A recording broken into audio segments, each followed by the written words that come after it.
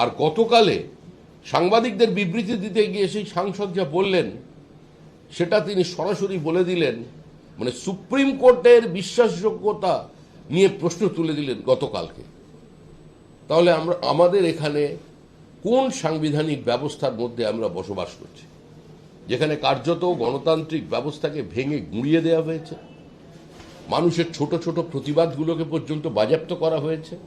দুর্ভাগ্যের বিষয় এটাই, একজন প্রবীণ প্রথিতযশা আইনজীবী, সাংসদ, নির্বাচিত জনপ্রতিনিধি তৃণমূল কংগ্রেসের পক্ষ থেকে কালকে হাইকোর্ট এবং সুপ্রিম কোর্টের বিতর্ক নিয়ে যে মন্তব্য করলেন, তাতে তিনি গোটা পশ্চিমবঙ্গ নয় সারা দেশের বিচার ব্যবস্থাকেই প্রশ্নচিহ্নের সামনে দাঁড় করিয়ে দিলেন। আগের দিনে যে আক্রমণটা ছিল ইডির ওপরে, ওটা ইডির ওপরে আক্রমণ ছিল না, আক্রমণ ছিল ভারতীয় সংবিধানের ওপরে, ভারতীয় যুক্তরাষ্ট্রীয় ব্যবস্থার ওপরে, স্বচ্ছ প্রশাসনিক প্রক্রিয়ার ওপরে। আর গতকালে সাংবাদিকদের বিবৃতি দিতে গিয়ে সেই সাংসদ যা বললেন সেটা তিনি সরাসরি বলে দিলেন, মানে সুপ্রিম কোর্টের বিশ্বাসযোগ্যতা নিয়ে প্রশ্ন তুলে দিলেন গতকালকে।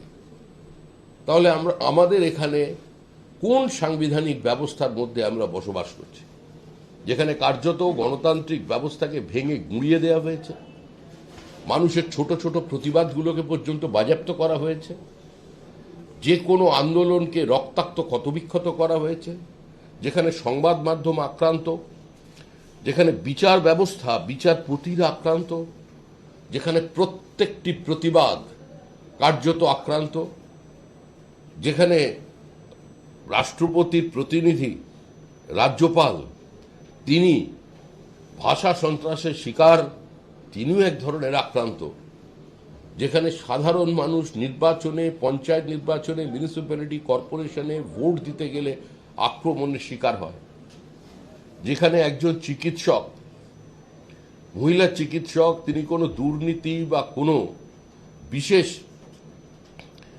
একটা চক্রের সন্ধান পেয়ে গেলে বা জেনে ফেললে তাকে এভাবে নৃশংসভাবে খুন হতে হয়।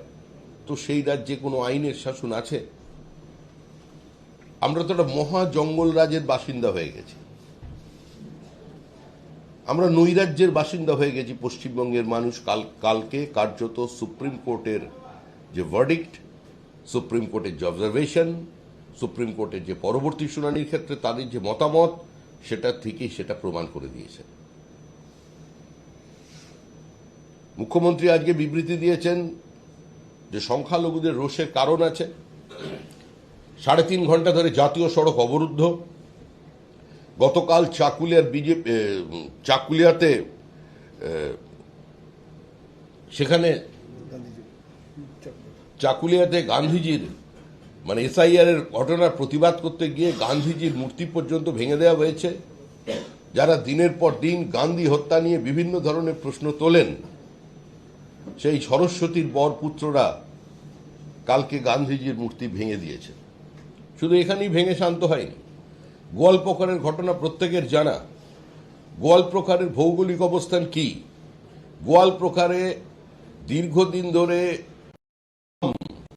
বাংলাদেশি চলেছে।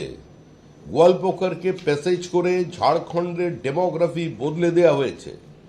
আদিবাসী মহিলাদের বিভিন্নভাবে লাভ জেহাদের শিকার বানিয়ে কার্যত তারা ল্যান্ড জিহাদ করছে, এবং সেখানে আজকের জনসন্তুলন সম্পূর্ণ বদলে গিয়েছে। পশ্চিমবঙ্গকে প্যাসেজ করে বিহার এবং ঝাড়খণ্ডের আজকে এটা বদলে দেওয়া, ডেমোগ্রাফি বদলে দেওয়া হচ্ছে। একই সঙ্গে মুর্শিদাবাদে কার্যত ক্যাম্প বানিয়ে বিভিন্ন জায়গায় বাংলাদেশিদের শ্রমিকের নামে ছড়িয়ে দেওয়া হচ্ছে। এর মধ্যে অনেকে ভারত বিরোধী কার্যকলাপে যুক্ত আছে, তার প্রমাণ বারবার এসেছে। সাম্প্রতিককালে 10 বছরের ইতিহাসে যদি কোনো নাশকতামূলক ঘটনা দেখা যায়, বা 20 বছরের ইতিহাসেও যদি কোনো ঘটনা দেখা যায়, এমনকি 26/11 ঘটনা দেখা যায়, প্রত্যেকটা বিস্ফোরণ, প্রত্যেকটা আত্মঘাতী হামলার সঙ্গে কোনো না কোনোভাবে পশ্চিমবঙ্গের নাম যুক্ত হয়ে গেছে।